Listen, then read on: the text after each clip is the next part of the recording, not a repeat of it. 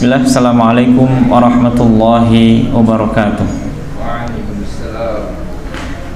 Innal hamdalillah nahmaduhu wa nasta'inuhu wa nastahdihi wa natubu ilaihi min syururi anfusina wa min sayyiati a'malina may yahdihillahu fala mudilla lahu wa may yudlil falan tajida lahu waliyyan mursyida.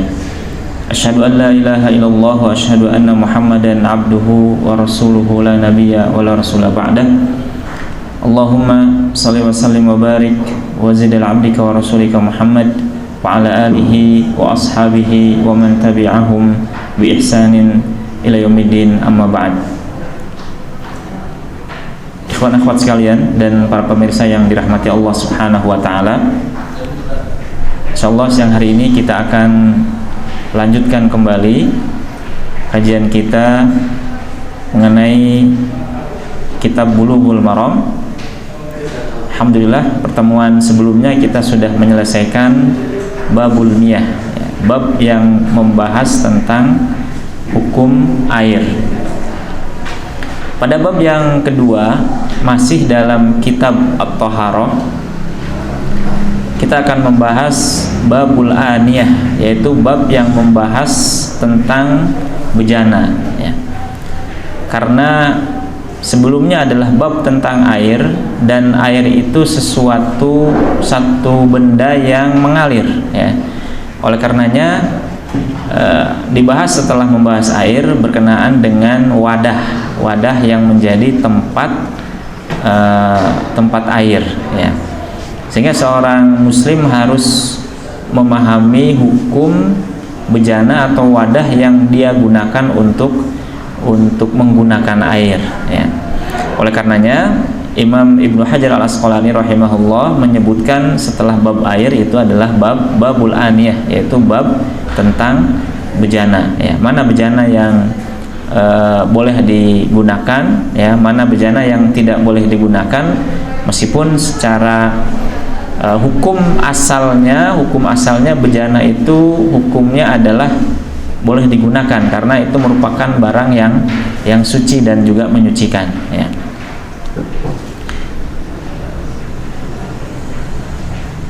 Hadis yang pertama atau bab yang pertama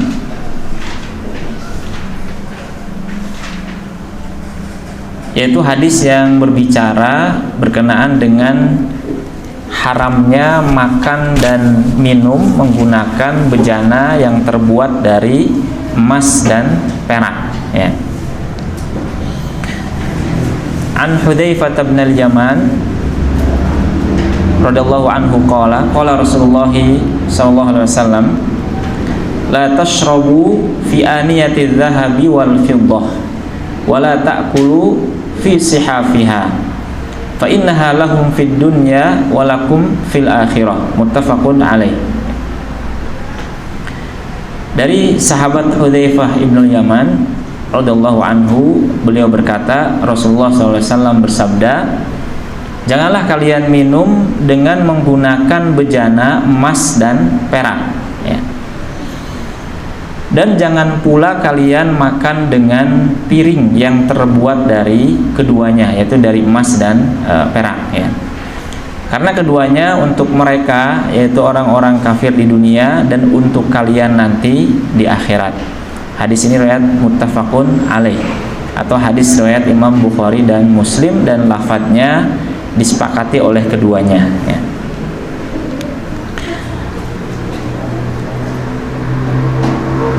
Perawi hadis ini yaitu sahabat Hudzaifah bin Yaman. Beliau namanya adalah Hudzaifah bin Yaman bin Jabir Al-Absi radhiyallahu anhu.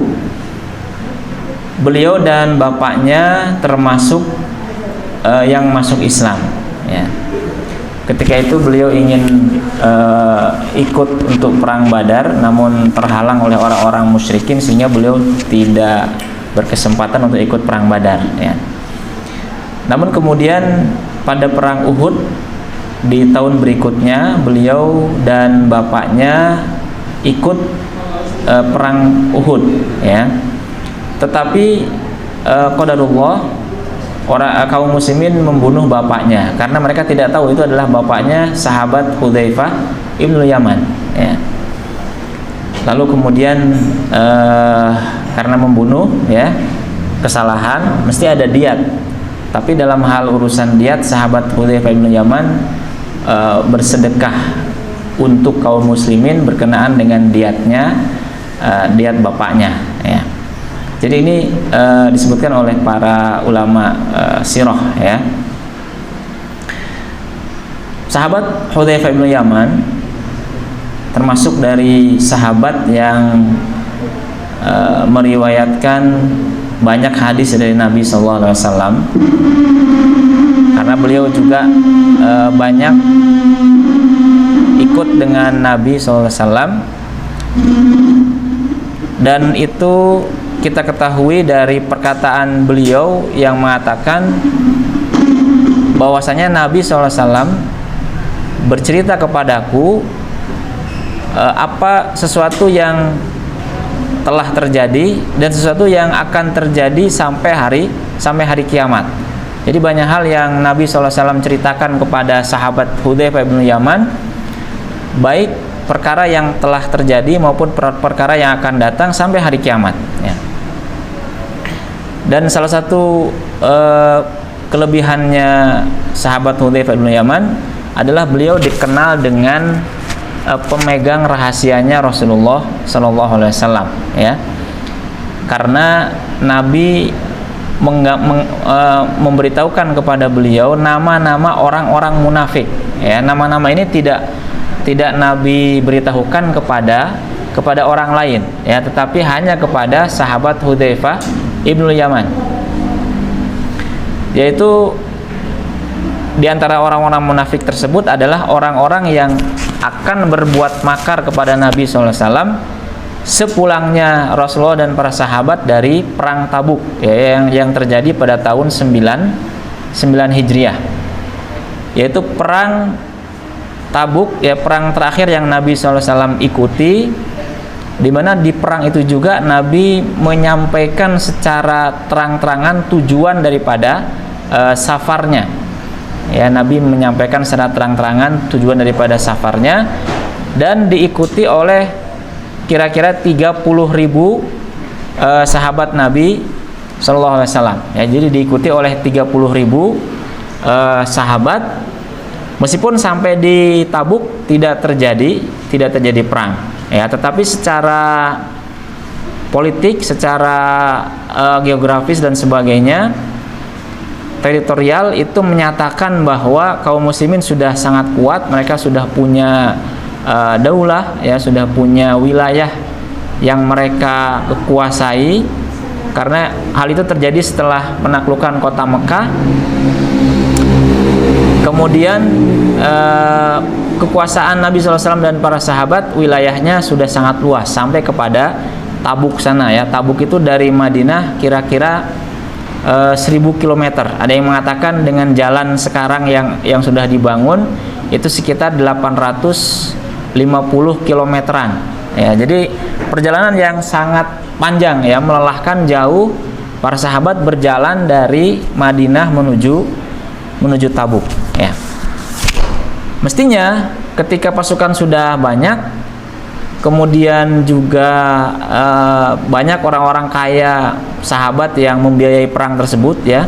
Semisal Utsman bin Affan membiayai setengah daripada pasukan atau banyak daripada pasukan perang Tabuk. Mestinya orang-orang munafik tidak banyak, ya, tetapi di antara mereka ada yang hendak berbuat makar kepada Nabi SAW. Lalu Nabi mengetahui nama-namanya, dan nama-nama itu diberikan kepada sahabat Hudzaifah ibnu Yaman, ya.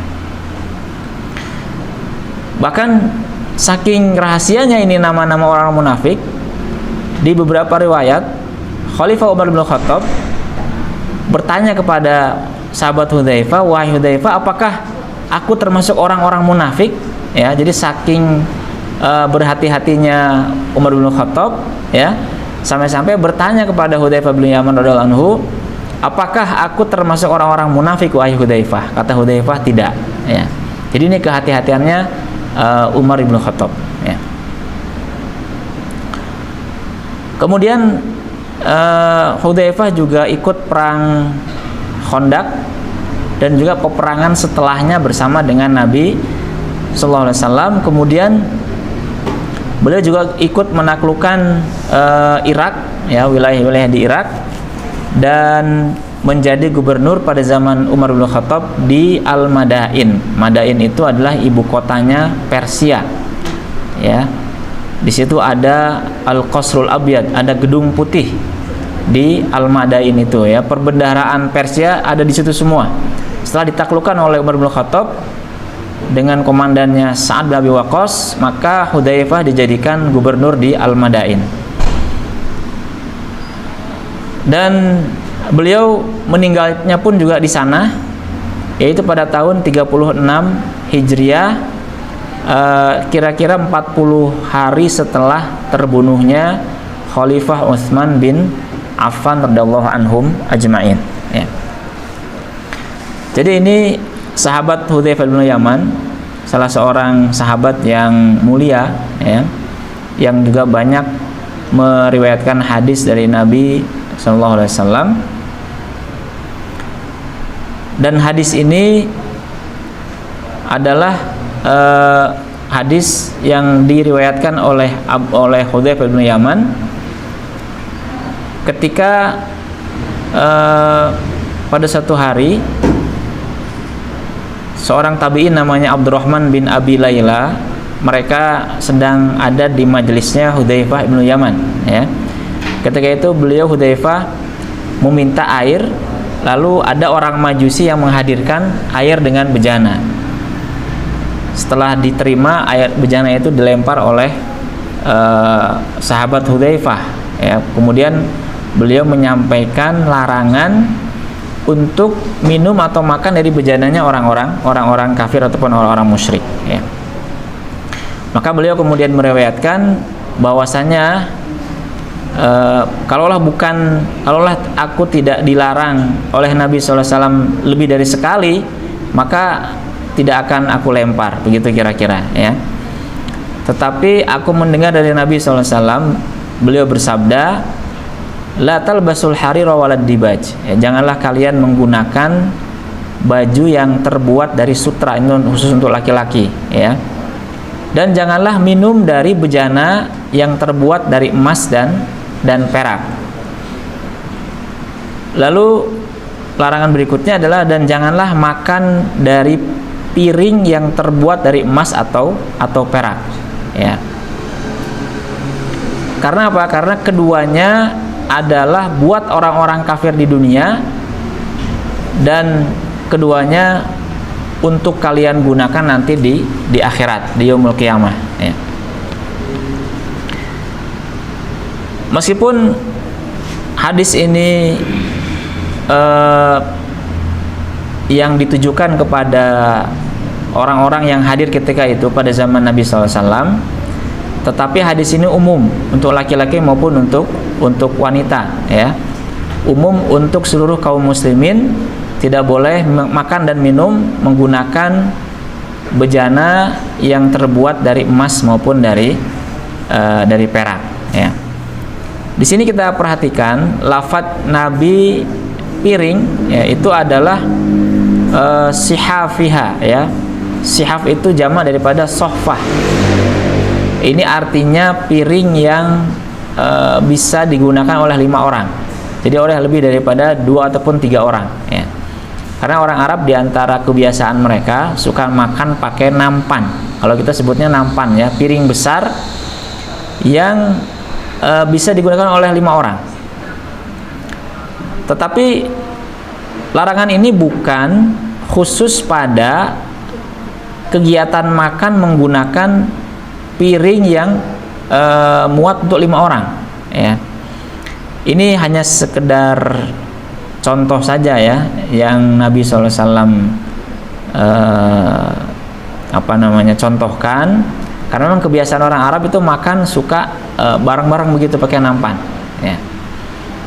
Makanya kalau kita makan dengan orang Arab itu biasanya makannya bersama, ya, bareng-bareng pakai nampan, di tengahnya ayam, ya, di tengahnya ayam atau daging dan sebagainya, ya. Jadi meskipun piring itu buat satu orang dan dia terbuat dari emas maupun perak, maka tetap tidak boleh, tetap dilarang, ya. Karena intinya adalah melarang menggunakan bejana yang terbuat dari emas dan perak, ya. Di sini ada lafadz hadis yang berbunyi bahwa keduanya itu adalah untuk orang-orang kafir di dunia. Para ulama menjelaskan bahwa ini maksudnya bukan berarti mereka itu boleh. Artinya bukan berarti bahwa orang kafir itu boleh menggunakan piring bejana dari emas dan perak. Tidak, ya. Karena mereka tidak diatur oleh agama, dan sesungguhnya orang-orang kafir itu tidak boleh menikmati nikmat seperti itu, ya. Sebenarnya yang paling berhak untuk mendapatkan nikmat Allah Subhanahu wa taala adalah umat Islam, kaum muslimin, ya. Ini di sini maksudnya kata para ulama bahwasanya Nabi SAW menegaskan kita tidak boleh meniru orang-orang kafir, orang-orang musyrik yang menggunakan bejana, piring, gelas yang terbuat dari emas dan perak, ya. Oleh karenanya, karena dilarang dan tidak boleh mengikuti orang-orang kafir dan orang-orang musyrik, ya. Sebagai gantinya, karena orang kafir menggunakannya di dunia, sebagai gantinya bahwa kaum muslimin akan menggunakan itu nanti di dalam surga, ya, di yaumul qiyamah, ya. Sehingga inilah alasan daripada larangan ini. Jadi alasan daripada larangan ini adalah kaum muslimin akan menggunakannya di surga nanti, bukan di dunia, ya. Kemudian yang kedua adalah ini larangan untuk meniru orang-orang kafir, ya. Imam Ibnu Qayyim rahimahullah menambahkan bahwa kenapa dilarang untuk menggunakan bejana dari emas dan perak, ya. Karena kondisi itu adalah kondisi yang berlebihan, kondisi yang bertolak belakang dengan ubudiyah seorang hamba. Jadi ubudiyah seorang hamba itu tidak menggunakan peralatan yang terbuat dari emas dan perak untuk makan dan minum, ya. Karena itu bertentangan dengan prinsip ibadah ataupun seorang hamba kepada Allah Subhanahu wa taala, ya. Yang menggunakannya adalah orang-orang kafir yang mereka tidak diatur oleh ubudiyah kepada Allah Subhanahu wa taala, ya. Jadi oleh karenanya tidak boleh seorang hamba menggunakannya di dunia, ya. Karena menggunakan itu adalah nanti di yaumul qiyamah sebagai balasan atas keimanan mereka dan ketaatan mereka kepada Allah Subhanahu wa taala dan Rasulnya. Di antaranya adalah tidak menggunakan bejana, piring, gelas yang terbuat dari emas dan perak, ya. Sehingga para ulama bersepakat bahwa larangan ini adalah hukumnya haram, bukan sekedar makruh, ya. Jadi bukan sekedar makruh, tapi larangan ini adalah larangan hukumnya haram. Tidak boleh sama sekali menggunakan bejana, piring, gelas yang terbuat dari emas dan juga perak, ya. Jadi hukumnya haram, bukan makruh, ya. Dan umum, ya, hukumnya umum baik laki-laki maupun perempuan, bejana yang murni terbuat dari emas dan perak atau bejana yang campuran, ya, campuran dari emas dan perak, itu juga tidak boleh, ya. Ada satu perselisihan para ulama dalam hal ini. Ketika hadis Nabi SAW lafadznya menyebutkan makan dan minum, yang menjadi pertanyaannya adalah apakah larangan ini khusus untuk makan dan minum atau untuk kegiatan lain dan kegunaan lain. Umpamanya botol minyak wangi itu terbuat dari emas ataupun perak, ya. Atau untuk apa namanya, al-takahul itu celak ya. Celak itu apakah boleh menggunakan wadah yang terbuat dari emas dan perak ya. Atau benda tempat menyimpan sesuatu terbuat dari emas dan perak ya. Dalam hal ini para ulama berbeda pendapat ya. Namun yang disepakati adalah bahwa para wanita boleh menggunakan perhiasan emas ya, itu boleh menggunakan perhiasan emas. Perhiasan itu tidak mengapa karena itu yang dibolehkan untuk perempuan ya. Laki-laki tidak boleh menggunakan emas. Maka ini pertanyaannya adalah pada hal-hal, pada tempat-tempat, wadah-wadah yang selain perhiasan emas yang boleh digunakan oleh para wanita ya. Sebagian para ulama mengatakan, dan ini adalah jumhur para ulama ya, bahwa hukum ini umum, baik untuk minum, makan, atau untuk keperluan lain. Tidak boleh menggunakan wadah yang terbuat dari emas dan perak ya, jadi umum ya. Mau tempat minyak wangi atau tempat menaruh cindera mata ya, atau untuk wadah celak ya dan sebagainya, ini juga tidak boleh menggunakan wadah yang terbuat dari emas dan perak ya.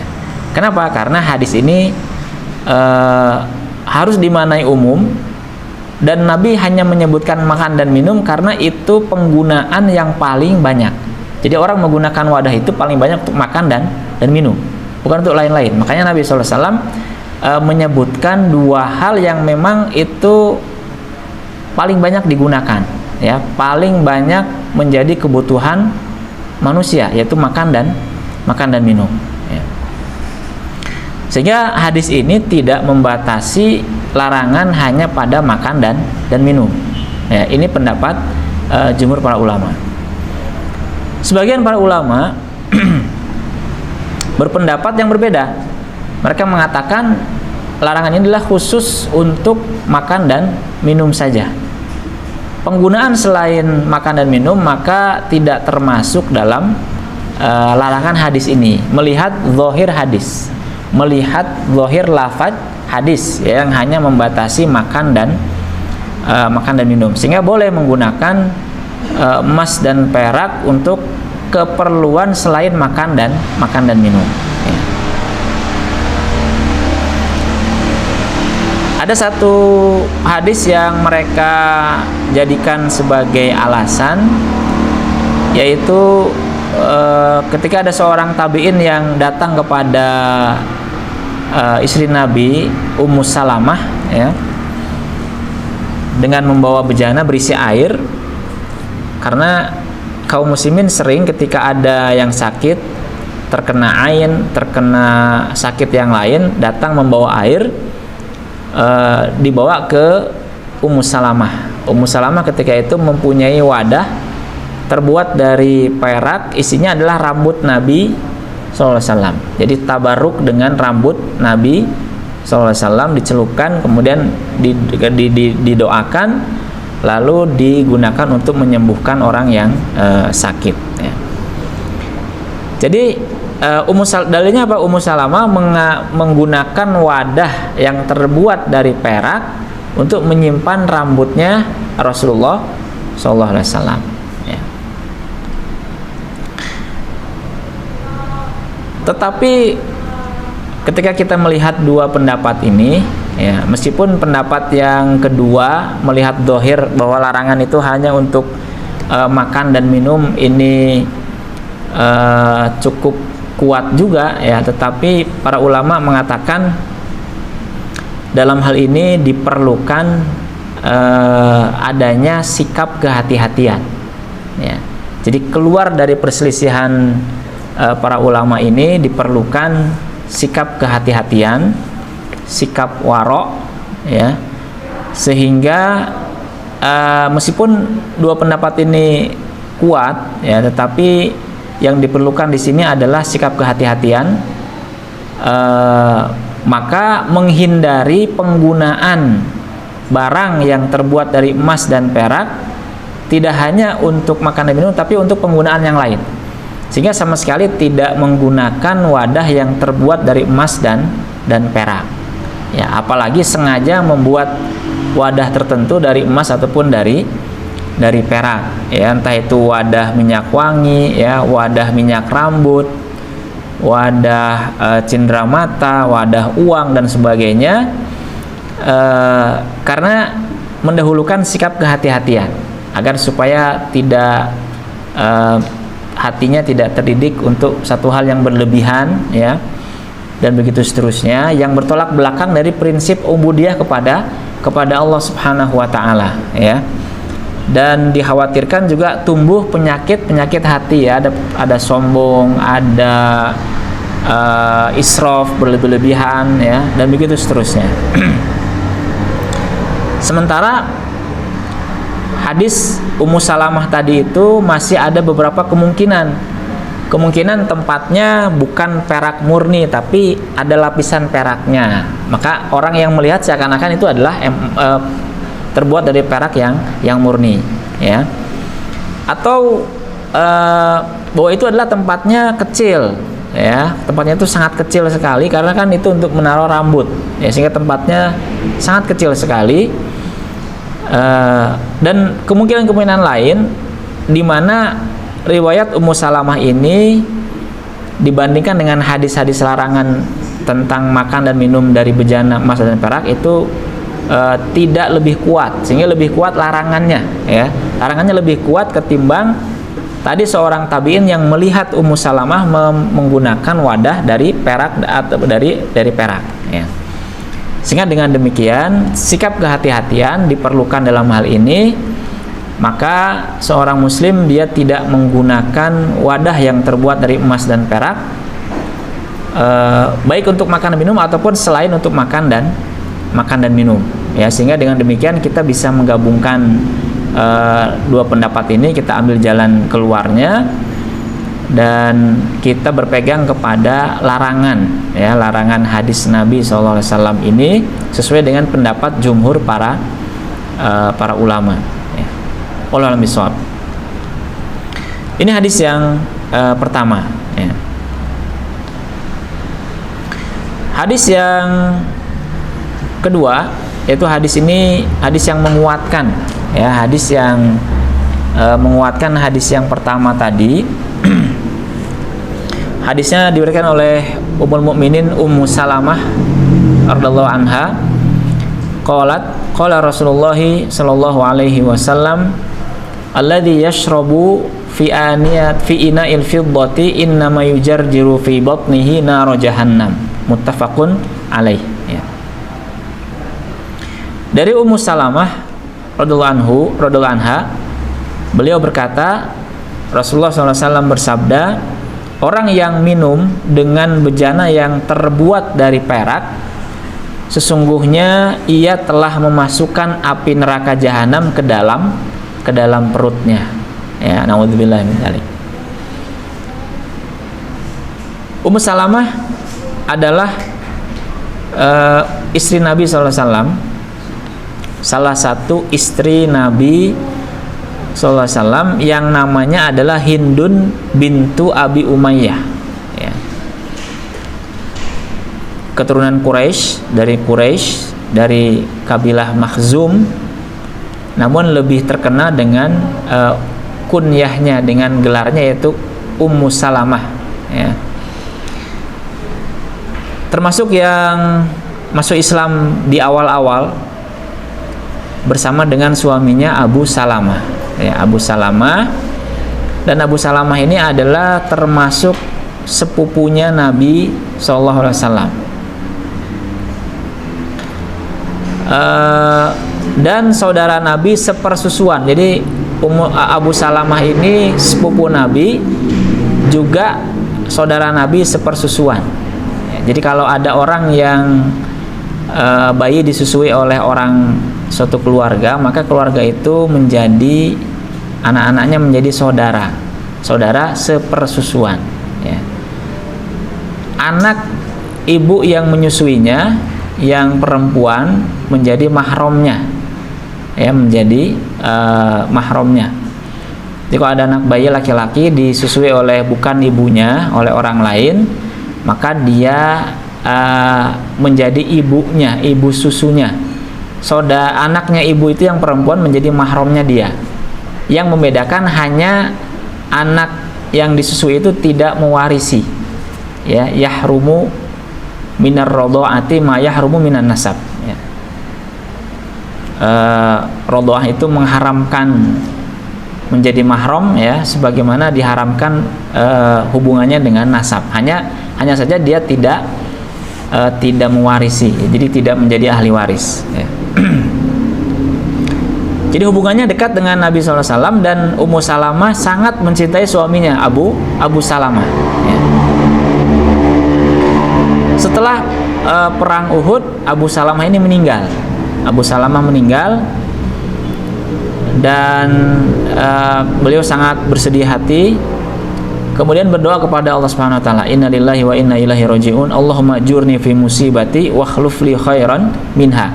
Ya Allah, berikanlah aku pahala pada musibahku dan berikanlah ganti yang lebih baik. Ini doa untuk semua musibah, ya, musibah kehilangan, musibah karena dicuri barangnya, atau musibah karena meninggal, seperti doanya Ummu Salamah. Maka bahkan sampai beliau mengucapkan siapa yang lebih baik di antara kaum muslimin dari Abu Salamah ini, saking cintanya kepada suaminya, ya. Beliau adalah keluarga yang pertama kali hijrah kepada Nabi SAW. Lalu kemudian tidak selang berapa lama Nabi SAW melamar Ummu Salamah, ya. Ummu Salamah dilamar oleh Nabi SAW, lalu dinikahi pada tahun keempat Hijriah, sehingga doanya terkabulkan, ya, diberikan ganti yang lebih baik, yaitu diberikan suami yang lebih baik, langsung menjadi istri Rasulullah SAW, ya. Meninggal pada tahun 62 Hijriah, dan beliau adalah istri Nabi yang terakhir meninggal, di Madinah, ya, di Madinah. Jadi ini, ya, istri Nabi yang paling terakhir meninggal di Madinah.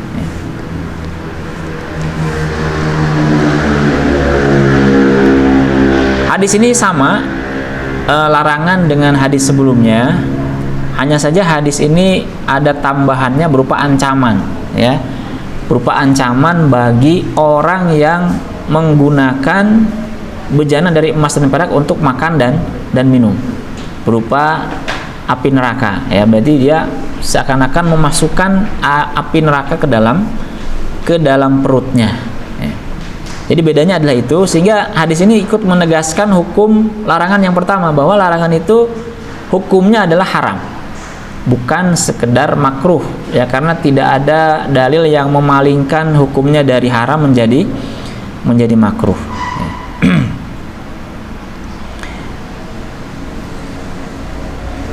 Sebagaimana lafadznya, bahwa ancaman di sini adalah ancaman berupa api neraka yang seakan-akan dia minum api neraka, ya. Dan nerakanya adalah neraka jahanam, ya. Sementara neraka jahanam itu adalah secara bahasa, jahanam itu artinya api yang sangat besar dan juga yang sangat dalam, itu namanya jahanam, ya. Jadi secara bahasa Arab disebut jahanam, atau secara bahasa disebut jahanam, dia merupakan api yang sangat besar dan juga yang sangat dalam, ya. Naudzubillahi minnari jahannam, ya. Karena ada orang Arab itu mengenal ada sumur jahanam. Sumur jahanam itu adalah sumur yang sangat dalam, ya. Sebenarnya di Arab itu sumur semuanya dalam, ya. Rata-rata 100 meter atau 150 meter. Nimbanya pakai keledai, ya. Nimba air di Arab itu pakai keledai, dia muter-muter keledainya, ya, muter-muter keledainya sampai airnya naik ke atas, baru tuh bisa diambil airnya. Kalau nimba pakai tangan, wah, luar biasa itu, ya. Makanya perumpamaan orang yang mengajak kepada kebaikan tapi dia tidak melakukan, atau dia melarang kemungkaran tapi dia sendiri yang melakukan, adalah seperti dia akan masuk ke dalam neraka, ususnya terburai, berputar-putar seperti keledai yang berputar-putar di sumur untuk mengangkut air. Ya, betapa payahnya, ya, betapa melelahkannya, betapa sakitnya, betapa menyeramkannya kondisi seperti itu. Dan itu gambaran yang bisa dilihat oleh orang, ya, karena menimba air yang 150 meter itu kan sangat luar biasa, ya. Kalau sekarang tentunya ada mesin air, jadi itu sudah otomatis ringan, ya.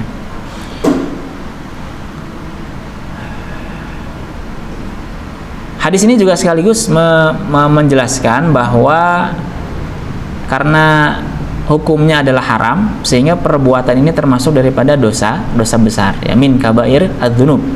Ya, di antara dosa besar adalah makan dan minum dari bejana yang terbuat dari emas dan perak, ya.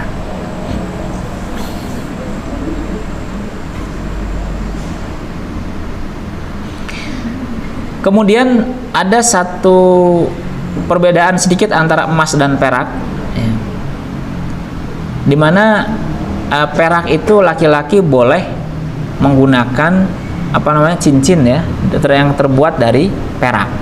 Itu laki-laki boleh menggunakan cincin yang terbuat dari perak, ya. Kalau emas haram, tidak boleh. Emas itu hanya untuk para wanita yang menggunakan perhiasan emas, ya. Dan hadis ini sekaligus juga menjelaskan bahwa balasan dari suatu amal itu balasannya setimpal, ya. Balasannya setimpal, karena dilarang untuk menggunakan bejana dari emas dan perak, maka balasannya adalah api neraka. Dia seakan-akan meminum api neraka, api dari neraka. Atau nanti hukumannya adalah dia meminum air yang terbuat dari api neraka, kecuali dia bertaubat kepada Allah Subhanahu wa ta'ala, ya. Ini untuk hadis yang kedua, ya. Hadis yang berikutnya adalah hadis berkenaan dengan masih merupakan wadah juga, yang digunakan wadah, tapi wadah ini terbuat dari kulit, ya, terbuat dari kulit. Berikutnya adalah hadis-hadis yang membahas tentang kulit yang disamak, ya, kulit yang disamak, kemudian kulit itu berubah menjadi suci dan dapat digunakan sebagai wadah air, ya. Maka hadis ini menjelaskan hukum berkaitan dengan hal itu, ya. Riwayat yang pertama adalah dari sahabat Abdullah bin Abbas radhiyallahu anhuma. Beliau berkata, qala Rasulullah sallallahu alaihi wasallam, idza dubighal ihabu faqad tahura. Akhrajahu Muslim, ya. Rasulullah SAW bersabda, apabila sebuah kulit telah disamak, maka menjadi suci. Hadis riwayat Imam Muslim, ya. Riwayat yang kedua, yaitu tepatnya adalah riwayat Abu Daud, ya, atau riwayat Imam At-Tirmidzi. Ayyuma ihabin dubigha, kulit mana saja yang disamak, kelanjutannya faqat tahura, maka dia telah menjadi suci, ya. Riwayat yang ketiga dari sahabat Salamah Ibnul Muhabbik radhiyallahu anhu, beliau berkata, qala Rasulullah sallallahu alaihi wasallam, dibagu juludil maitati tuhuruha, ya. Atau ada yang mengatakan tahuruha, ya. Hadis riwayat Imam Ibnu Hibban. Disamaknya sebuah kulit bangkai adalah suatu cara untuk membuatnya suci. Jadi kalau di atas itu adalah kulit saja. Kalau yang riwayat yang ketiga disebutkan bangkai, kulit bangkai. Jadi kulit hewan yang memang sudah menjadi bangkai, ya. Kemudian hadis yang terakhir, riwayat yang terakhir yang berkenaan dengan menyamak kulit, dari Ummul Mukminin Maimunah radhiyallahu anha qalat, marra Rasulullah sallallahu alaihi wasallam bisyatin yajurrunaha faqala law akhadtum ihabaha faqalu innaha maitah faqala yutahhiruhal ma'u wal qaradu akhrajahu Abu Daud wan Nasa'i. Dari Ummul Mukminin Maimunah radhiyallahu anha, beliau berkata, Nabi SAW melewati seekor bangkai kambing yang sedang ditarik oleh beberapa orang. Jadi Nabi melewati seekor kambing yang sudah bangkai ditarik oleh beberapa orang. Mungkin mau dikuburkan atau semacam itu. Lantas beliau bersabda, mengapa kalian tidak mengambil kulitnya? Mengapa kalian tidak mengambil kulitnya? Jadi kulitnya kenapa tidak dimanfaatkan? Mereka berkata, Rasulullah sungguhnya ia sudah menjadi bangkai, ya, tidak sempat disembelih. Beliau menjawab, kulit itu bisa disucikan dengan air dan pohon korod. Ya, pohon korod ini artinya sebuah pohon besar yang berbatang besar mirip seperti pohon kelapa. Getahnya bermanfaat untuk menyamak. Ya. Keempat riwayat ini semuanya membahas tentang bagaimana menyucikan kulit. Ya, kenapa disebutkan? Karena kulit ini bisa digunakan sebagai wadah untuk tempat air, sehingga dimasukkanlah ke dalam bab bejana setelah membahas air.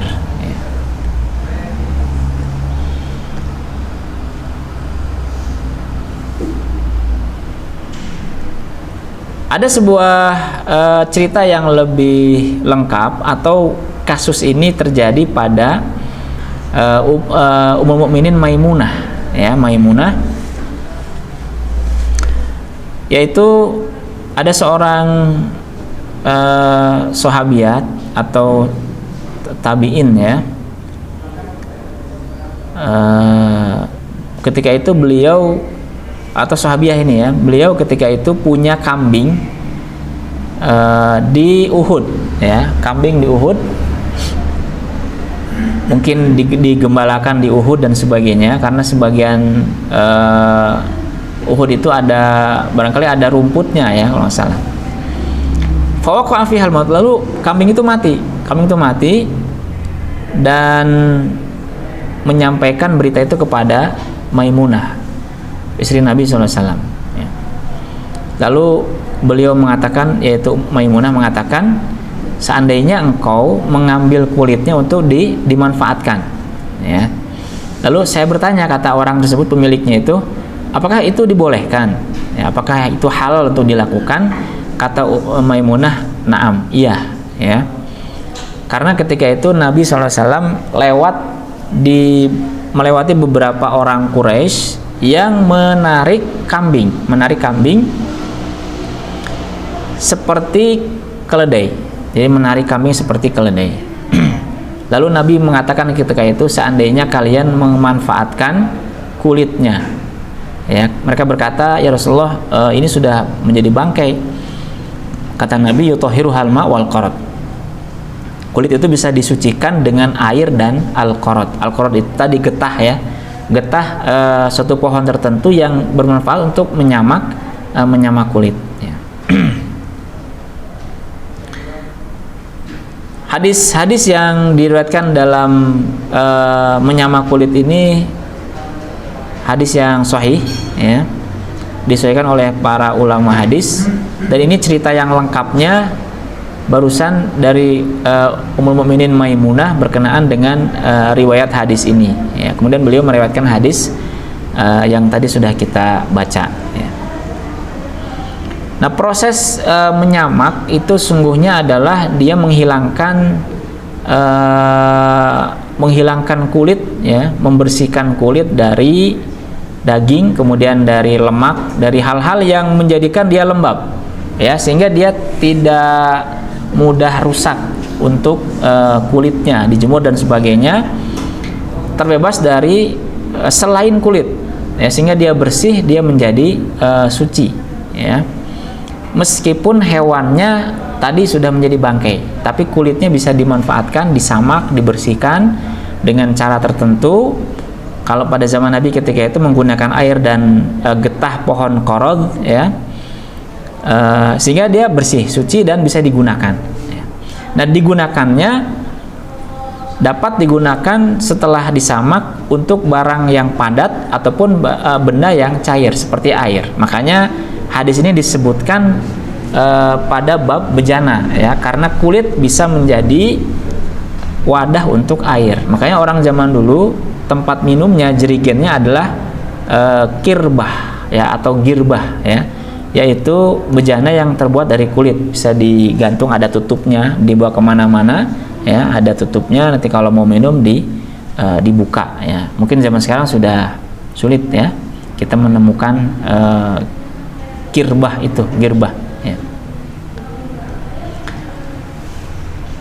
Sehingga kegiatan menyamak itu bahasa hadisnya di sini adalah membersihkan sekaligus menyucikan, ya, sekaligus menyucikan. Maka bisa digunakan untuk sholat, ya, bisa digunakan untuk wadah minum, bisa digunakan untuk zaman sekarang tas, ya, sabuk, dompet dan sebagainya. Penggunaan yang itu sudah menggunakan kulit yang disamak dan disucikan, ya. Adapun bahan untuk menyamak kulit, maka bahan ini tidak terbatas pada yang disebutkan oleh Nabi Sallallahu Alaihi Wasallam, karena tujuannya adalah untuk menyucikan kulit, ya. Maka apapun yang digunakan bahannya untuk menyucikan kulit, dia sudah cukup mewakili. Apalagi sekarang, teknologi sekarang, dia disamak menggunakan mesin, ya, peralatan mesin, ya, sehingga sudah dipastikan bersih, sudah dipastikan sudah lebih canggih, ya, untuk penyamakannya, ya. Ada satu hukum di sini yang menjadi pembahasan para ulama. Salah satunya adalah Nabi mengatakan bahwa kulit kalau disamak itu menjadi suci. Kalimat ini merupakan kalimat yang umum, baik itu hewan yang boleh dimakan atau hewan yang tidak boleh dimakan, ya. Yang penting dia kulitnya disamak. Ini yang pertama, ya. Yang pertama adalah sebagian ulama berpendapat bahwa kebolehan ini umum, ya, entah itu hewannya boleh dimakan dan dia suci ketika dia masih hidup, seperti kambing, kemudian sapi, ya. Ini adalah hewan yang ketika hidup bukan hewan yang najis dan juga boleh dimakan, ya. Atau kebolehan ini juga berlaku pada hewan yang tidak suci ketika dia hidup, seperti babi, ya, dan juga anjing, ya, akramakumullah. Dua hewan ini najis dan juga makannya dagingnya tidak boleh dimakan. Ini pendapat yang pertama, ya. Sehingga selain kulit kambing dan kulit sapi itu kalau dia disamak maka bisa menjadi suci. Ini yang pertama, berdasarkan keumuman lafaz hadis Nabi itu, ya. Karena hadis ini juga tidak membedakan hewannya yang mana, ya. Hanya penyebab kasusnya itu adalah pada kambing, ya. Kasusnya memang pada kambing, ya. Namun pendapat yang lain, pendapat jumhur para ulama adalah bahwa menyamak kulit itu adalah kulit hewan yang disembelih, ya, hewan yang untuk disembelih dan dagingnya untuk dimakan. Jadi khusus hewan yang tidak najis ketika dia masih hidup, hewan yang dia disembelih dan dagingnya memang boleh untuk dimakan, ya. Mengambil dalil dari mana? Dalilnya adalah hadis Nabi yang lain, ada riwayat lain yang menyebutkan dibaghu juludil maitati zakatuha, ya, bahwa menyamak kulit bangkai hewan itu adalah termasuk sebagai penyembelihannya. Ya, zakatuha itu penyembelihannya. Atau lafadz yang lain, dibaghul adimi zakatuhu, menyamak kulit itu adalah mewakili menyembelihnya. Kan sebelumnya kita bahas bahwa bagian dari hewan yang boleh dimakan ketika dipotong semasa dia hidup, potongan itu menjadi najis, ya, menjadi bangkai, tidak boleh dimakan, ya. Kita masih ingat itu. Maka Nabi SAW mengatakan ketika dia itu menjadi bangkai tidak boleh dimakan, tapi kulitnya bisa dimanfaatkan dengan cara disamak. Nah, menyamaknya itu adalah mewakili penyembelihannya itu, sehingga dia boleh digunakan, ya. Nah, pendapat yang kedua, jumhur para ulama mengatakan bahwa kata-kata zakatuha, bukan zakat ya, zakatuha itu adalah dzabhuha, menyembelihnya, itu mengisyaratkan bahwa hewan yang disembelih itu adalah hewan yang memang suci ketika masih hidup, atau dia dan dia hewan yang dagingnya boleh dimakan. Sehingga meskipun lafadz menyamak kulit bangkai itu umum, tapi sesungguhnya dia tidak umum. Dia adalah maksudnya hewan yang memang suci ketika dia masih hidup dan boleh dimakan dagingnya. Bisa dipahami ya? Adapun hewan yang tidak suci bahkan najis ketika dia hidup, seperti tadi babi, ya, kemudian anjing, ya, dan hewan buas yang lainnya, maka dia tidak berlaku menyamak ini untuk kulitnya, ya. Ditambah ada hadis Nabi SAW, ada riwayat yang menyebutkan janganlah kalian menggunakan kulit, ya, kulit hewan yang buas, ya. Janganlah menggunakan kulit hewan yang buas dan menungganginya, ya, dan menggunakannya, ya. Jadi ada satu riwayat yang menguatkan hal itu, riwayat dari Imam Abu Daud, ya, disahihkan oleh Imam Abu Dawud dan Imam An-Nasai, yang menguatkan pendapat jumhur bahwa menyamak kulit itu adalah kulit hewan yang suci ketika hidup dan juga dagingnya boleh dimakan, ya.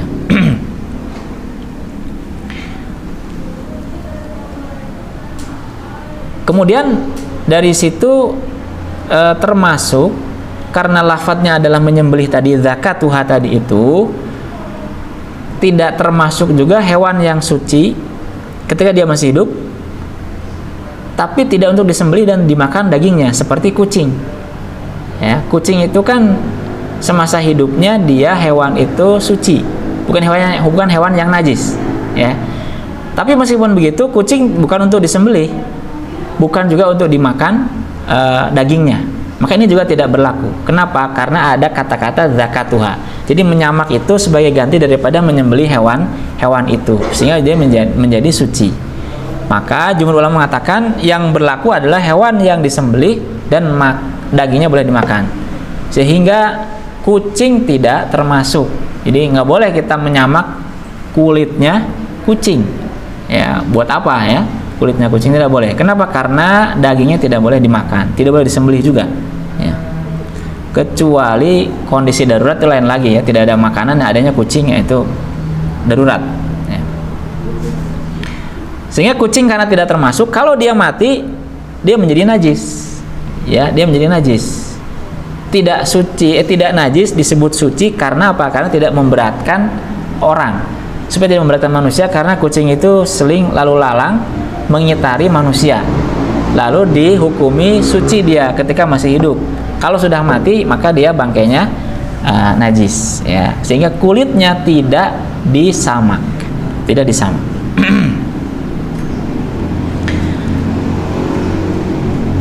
Di sini juga berlaku memerlukan sikap kehati-hatian dan juga sikap waro, ya. Hati-hati, waro, menghindari hal yang syubhat, ya. Karena masih banyak hewan yang kambing, sapi itu masih banyak jumlahnya, bahkan tidak akan habis, ya. Sehingga yang menyamak itu ya kulit sapi ataupun kulit kulit kambing, ya. Kita harus berhati-hati, khawatirnya kalau kulit yang lain dan hadisnya dianggap umum, ini menjadi satu hal yang syubhat. Satu hal yang syubhat, ya. Karena hewan itu tidak dimakan, najis juga, ya, sehingga itu harus ditinggalkan. Ya, seorang muslim hati-hati, karena pada dasarnya kenapa Nabi membolehkan untuk menyamak kulit, ya, khususnya bagi para fuqara, masakin, dia bisa memanfaatkan kulitnya. Kulitnya bisa untuk dijual, bisa untuk jadi jaket, ya, dari baju hangat dan sebagainya.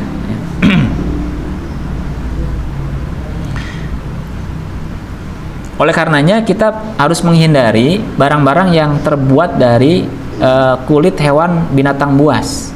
Sabuk dari kulit buaya mungkin, ya, tas dari kulit buaya atau kulit macan dan sebagainya. Ini nggak boleh, harus dihindari ini, ya. Jadi kalau mau beli sepatu kulit, sabuk kulit, dompet kulit, tanya dulu ini kulit apa. Ya, jangan kulit buaya ini, ya. Kulit buaya, ternak buaya, kulitnya diambil buat sabuk, buat dompet, ya, buat tas. Nah, ini hati-hati nih, ya, belanja jangan asal kulit, kita tidak tahu. Maka berdasarkan hadis ini kita harus menghindari tidak menggunakan barang yang terbuat dari kulit hewan binatang buas, ya, karena ada lafadz hadis yang tadi itu yang menguatkan, bunyinya naha an lubusi juludis siba warrukubi 'alaiha, tidak boleh menggunakan kulit binatang buas dan juga menunggangi binatang buas, itu tidak boleh, ya.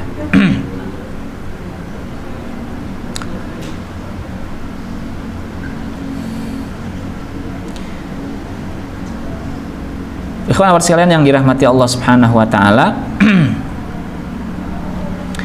Hadis ini sekaligus menyatakan bahwa wadah yang terbuat dari kulit yang sudah disamak. Jadi kulit yang dari hewan yang boleh dimakan dan dia suci, dia boleh digunakan untuk apa saja, boleh, ya. Jadi boleh untuk benda yang padat seperti wadah, barang-barang yang padat, ya. Kalau dulu mungkin digunakan untuk beras, tepung dan sebagainya, atau juga untuk bahan-bahan yang cair. Jadi tidak masalah, ya, untuk minum, untuk wadah, apapun itu yang benda cair itu diperbolehkan setelah dia disamak, ya, karena Nabi dan para sahabat ketika itu juga menggunakan kirbah, wadah minum yang terbuat dari kulit, ya.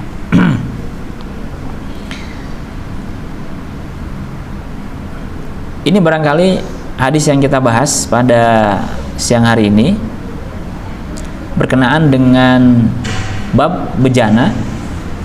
Di antara bejana ada bejana yang terbuat dari bahan-bahan yang diperbolehkan, itu adalah hukum asalnya.